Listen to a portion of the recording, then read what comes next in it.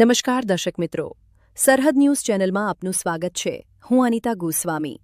હવે જોઈએ સમાચાર વિસ્તારથી।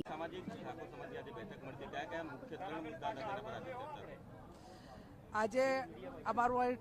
ઠાકોર સમાજનું જે કેળવણી મંડળ છે એના માધ્યમથી આવનાર સમયની અંદર ભાભર તાલુકાની અંદર તમામ ગામોની અંદર વ્યસન મુક્ત થાય,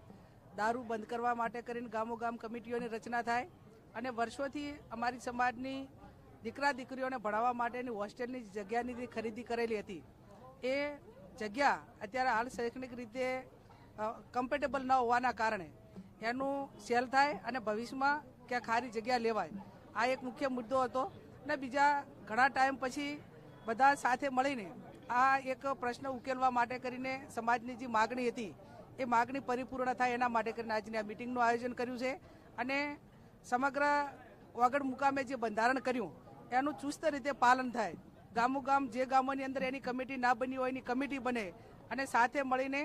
જે પણ આ સારું કાર્ય કરી રહ્યા છે એમને બધાને ખૂબ ખૂબ અભિનંદન આપવાના ઘટે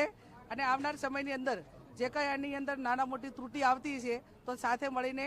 જ્યારે બંધારણ દિવસની ઉજવણી થાય એ દિવસે જે મુદ્દાઓ આવશે એનું સોલ્યુશન કરવા માટેનો એ વખતે જે સમાજ ભેગું થઈને નક્કી કરે એ પ્રમાણે પ્રયત્નો કરશું। બેન, અત્યારે જે ડીજેનો એક વિવાદ ચાલી રહ્યો છે એમાં આજે બેઠકમાં પણ આ ડીજે મામલે ચર્ચા થઈ હતી, શું કોઈ છૂટછાટ આપવામાં આવશે કે 1 વર્ષ પછી?